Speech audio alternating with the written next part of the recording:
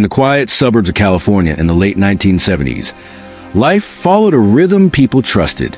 Evenings meant unlocked windows, soft television glow, and the belief that danger belonged somewhere else. Families built routines around safety that felt certain. Couples laughed over late dinners. Children slept down the hall. Neighbors waved without suspicion. But behind that illusion, something was already moving, watching, learning, rehearsing. The man who would later be known as the Golden State Killer, Joseph James DeAngelo, was not just attacking homes. He was studying them. He observed patterns. Who left lights on, who didn't, who locked doors, who forgot, and then, in the dead of night, he would enter, not with chaos, but with control. Victims would later describe waking to a presence already inside their home, a figure standing in the dark, silent, watching. He didn't just break in, he waited. He tied couples together. He isolated fear. He manipulated control with chilling precision. And then, after he was gone, something even more disturbing remained. He would call, days later, weeks later. His voice would return to the phone line, reminding victims that the nightmare wasn't over. This wasn't just violence. It was psychological domination. And as these attacks spread, from Sacramento into surrounding areas, something strange began to happen. The crimes didn't stay in one place. They moved. New counties, new cities, new victims. But the pattern felt the same. Investigators began comparing notes. Slowly, imperfectly. At the time, police departments didn't share information the way they do today. Cases lived and died within jurisdiction lines. So when a similar attack appeared miles away, the question wasn't always, is this the same man? Sometimes it was, or is someone copying him? The idea of a copycat began to take shape, not from evidence, but from uncertainty. Because how could one man be everywhere? How could the same method appear across such distances? How could fear travel this fast? Then came a case that would quietly shape this theory, a failed home invasion in Santa Barbara. It didn't unfold the way the others had. The attacker entered. The setup began. But something went wrong. The victim resisted. The plan broke. The intruder fled. For the victim, survival came with a terrible cost, confusion, trauma, and the haunting realization that they had been targeted for something far worse. But when investigators looked at the case, something didn't sit right. Yes, there are similarities, bindings, behavior, entry patterns. But the location was wrong. Too far, disconnected from a known series. And the outcome, interrupted, incomplete, didn't match the pattern of calculated control seen before. So the conclusion came quickly. Probably a copycat. For the victim, those words carried a different kind of weight. Because if it wasn't the same man, then who had come into their home? And more importantly, was there more than one? At the time, the public already knew enough to be afraid.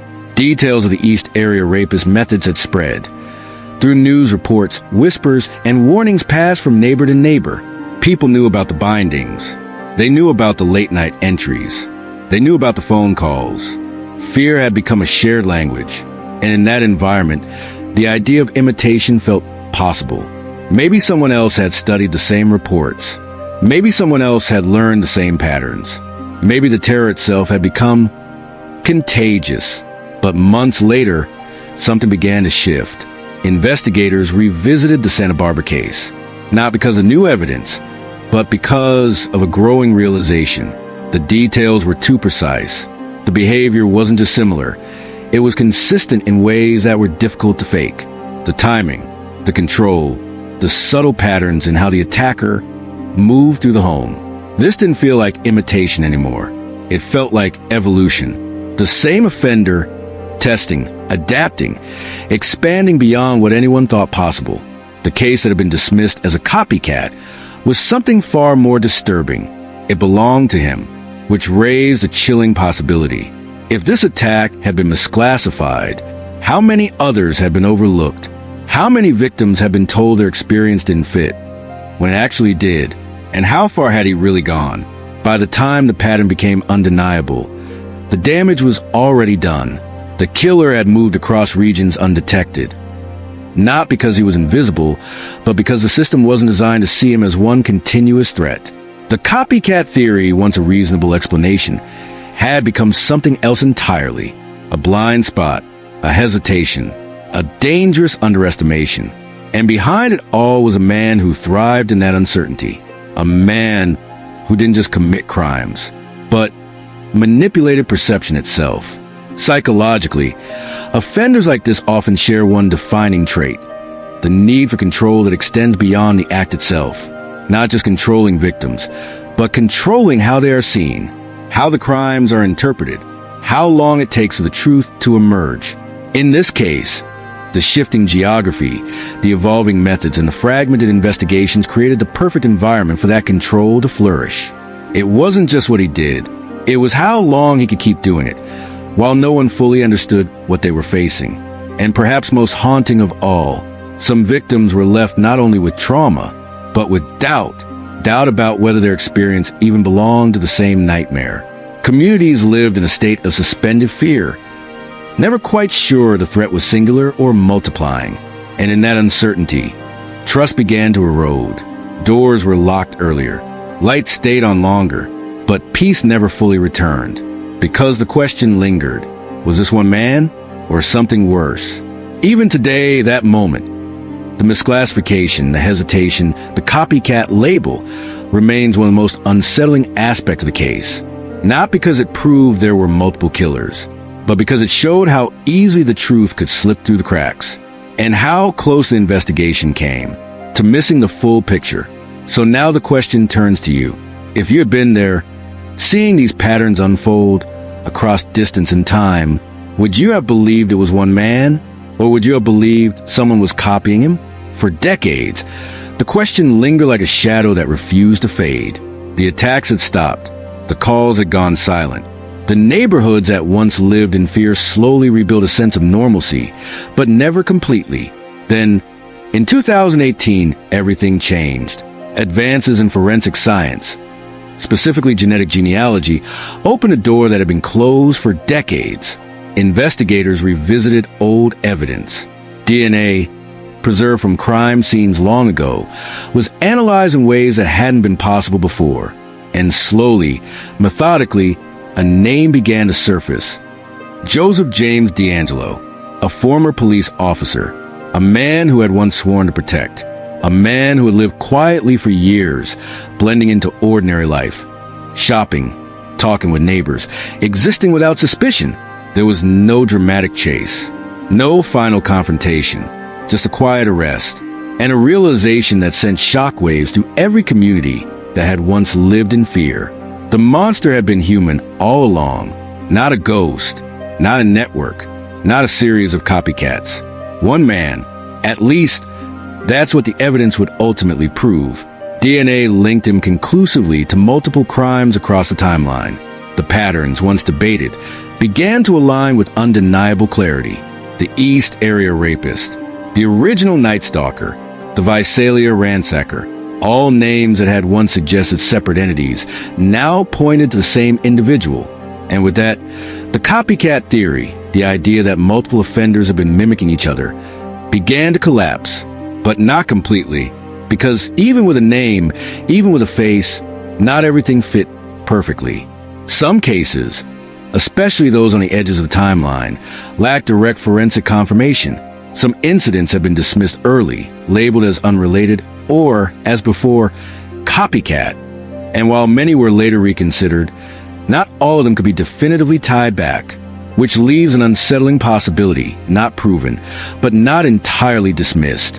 What if, somewhere in the margins of this case, there were crimes that didn't belong to him? Or just as disturbing, what if there were crimes that did belong to him, but were never recognized as such? The Santa Barbara case still stands as a warning.